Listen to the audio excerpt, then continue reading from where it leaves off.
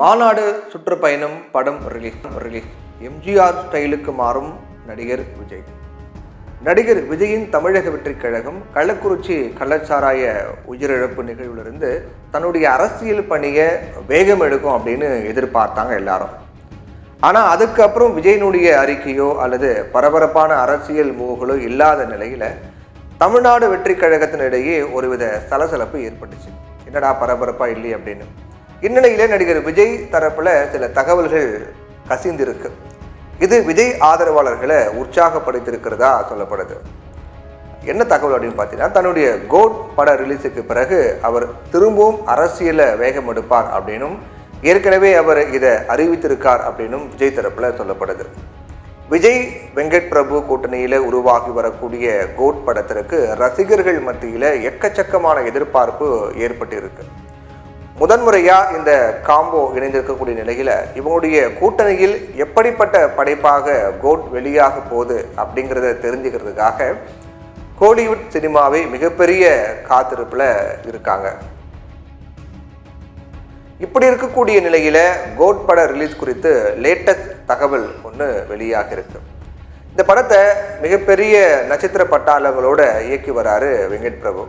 Jayaram, mic மோகன், Prabhudeva, Prashanth, Ajmal, Vaibhav, VTV Ganesh, Premji Amaran, அப்புறம் ஸ்னேகா, லைலா, மீனாட்சி சௌத்ரி அப்படின்னு ஒரு மிகப்பெரிய பிரபல நடிகர்கள் கூட்டமே இந்த படத்தில் இணைந்து நடிச்சிட்டு வராங்க. அதோட நடிகர் விஜயும் இந்த படத்தில் 2 விதமான தோற்றங்களை நடித்திருக்கார். ஆகஸ்ட் மாதம் இந்த படம் ரிலீஸ் ஆக இருக்கிறதா சொல்லப்பட்டிருக்கு. அல்லு அர்ஜுன் நடிப்பில் உருவாகி இருக்கக்கூடிய Pushpa pan India release August 15ஆம் தேதி வெளியாக இருக்கக்கூடிய நிலையில் அதுக்கு முன்னதாகவோ அல்லது அந்த படம் ரிலீஸ் ஆனதுக்கு பிறகு இந்த கோட் படத்தை வெளியிட படக்குழு முடிவு பண்ணியிருக்கிறதா சொல்லப்படுது. கோட் படத்தை தொடர்ந்து அடுத்ததாக ஒரு படத்தில் நடித்துவிட்டு தீவிர அரசியலில் இறங்கிருக்காரு நடிகர் விஜய். இதனால் அவருடைய அடுத்த படம் கோட் படத்துக்கு பிறகான அடுத்த படத்தை யார் இயக்க போகிறாங்க அப்படிங்கிற எதிர்பார்ப்பு ரசிகர்கள் மத்தியில் எக்கச்சக்கமாக ஒரு பெரிய எதிர்பார்ப்பு ஏற்படுத்தியிருக்கு. வினோத் இந்த படத்தை இயக்க அதிக வாய்ப்பு இருக்கிறதா சொல்லப்படுது. இதனால் விஜயோடைய கோட் படத்துக்கு பிறகான படத்தை ஒரு தரமான அரசியல் படமாக இருக்கும் அப்படின்னு எதிர்பார்க்கப்படுது. இந்நிலையில் தன்னுடைய கடைசி படத்தில் நடித்து முடித்த பின் அரசியலில் தீவிரமாக இறங்க வேண்டும் அப்படின்னா அதுக்கு ஒரு வருஷம் ஆகிடும். தமிழக சட்டமன்ற தேர்தலோ 2026 நடக்க இருக்கு. ஒரு புதிய கட்சி தொடங்கிட்டு தேர்தலுக்கு ஓராண்டு இருக்கக்கூடிய நிலையில களமிறங்கினா அது சரிப்பட்டு வராது அப்படின்னு அவருடைய ஆலோசகர்கள் சொல்லிக்கிட்டு இருக்காங்க.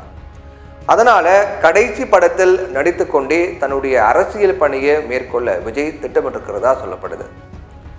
இதையடுத்து வருகின்ற ஆகஸ்ட் மாதம் கட்சியினுடைய கொடி, சின்னம் இது எல்லாத்தையும் அறிமுகம் செய்யும் விதத்தில் ஒரு மிகப்பெரிய மாநில மாநாட்டை நடத்த விஜய் பிளான் பண்ணியிருக்காராம்.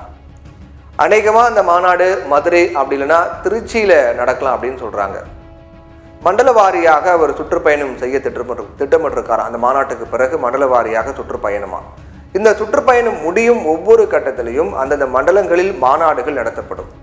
இந்த பயணம் முடிவடையும் போது விஜயுடைய அந்த கோட் படத்துக்கு பிறகான படம் வெளியானால் நிச்சயமாக அரசியலில் ஒரு பெரிய பரபரப்பை ஏற்படுத்தும்.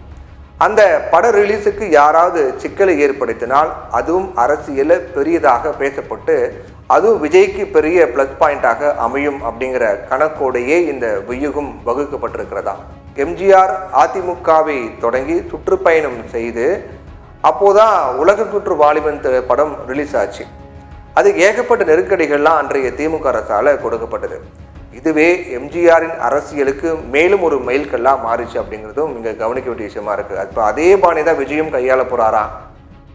அவருடைய கோட் படத்துக்கு பிறகு ஒரு படம் எடுப்பார், அது அரசியல் படமாக இருக்கும். அப்போ தான் அவர் அரசியல் தீவிரமாக இறங்குவார், மாநாடு நடத்துவார், மண்டல வாரியாக சுற்றுப்பயணம் போவார். அப்போது அந்த அரசியல் படம் வெளியாகும். அந்த படம் வெளியாகும் போது அதுக்கு ஆளும் கட்சி நெருக்கடி கொடுத்தா அது விஜய்க்கு இன்னும் ப்ளஸ் பாயிண்டாக அமையும். கிட்டத்தட்ட எம்ஜிஆர் பட பாணியே எம்ஜிஆருடைய அந்த ஸ்டைலை விஜயம் பின்பற்றுகிறாரா அப்படிங்கிற கேள்வி எழுந்திருக்கு.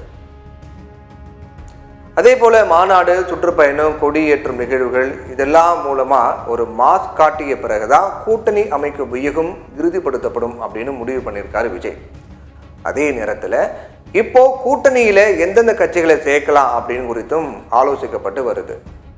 விடுதலை சிறுத்தைகள், தமிழக வாழ்வுரிமை, இந்திய கம்யூனிஸ்ட் ஆகிய கட்சிகள் இப்போ விஜயோடைய குட் புக்ல இருக்கு அப்படின்னு சொல்றாங்க. ஏற்கனவே பாஜக கூட்டணியை அதிமுக முறித்த போதிலும் திமுக கூட்டணி கட்சிகள் யாரும் அதிலிருந்து விலக தயாராக இல்லை. காரணம் என்ன அப்படின்னு பார்த்தீங்கன்னா, அதிமுகவில் எடப்பாடியினுடைய ஆளுமை குறித்து அவங்களுக்கு இருந்த சந்தேகம்தான். அதே நேரத்தில் நடிகர் விஜய் தமிழகத்தில் மாற்று சக்தியாக உருவாக முடியும் அப்படிங்கிற நம்பிக்கை ஏற்படுமே. ஆனால் நிச்சயமாக அது திமுக கூட்டணி கட்சிகளையும் பாதிப்பு ஏற்படுத்தும். இதனிடையே அதிமுக தனது கூட்டணிக்கு பாமகவை இழுக்க முயற்சித்து வராங்க. பாமகவை பொறுத்த வரைக்கும் நடிகர்களுடன் கூட்டணி சேருவதை விரும்பல. இந்நிலையில நடிகர் விஜயுடைய கூட்டணியும் திமுக கூட்டணியும் வாக்குகளை பெருமளவில் பிரிக்கும் என்பதால் பாமகவை குறிவைத்து அதிமுக செயல்பட்டு வருது. பாஜகவோட கூட்டணி வச்சதால தான் பாமகவுக்கு செல்வாக்கான தருமபுரி தொகுதியிலேயே தோல்வியை தழுவ வேண்டி வந்தது அப்படிங்கிற குறையும் பாமகவுக்கு இருக்கா. அதனால விஜயனுடைய என்ட்ரி தமிழக அரசியலில் இப்போது ஒரு தாக்கத்தை ஏற்படுத்த தொடங்கிவிட்டதாகவே அவருடைய ஆதரவாளர்கள் சொல்றாங்க.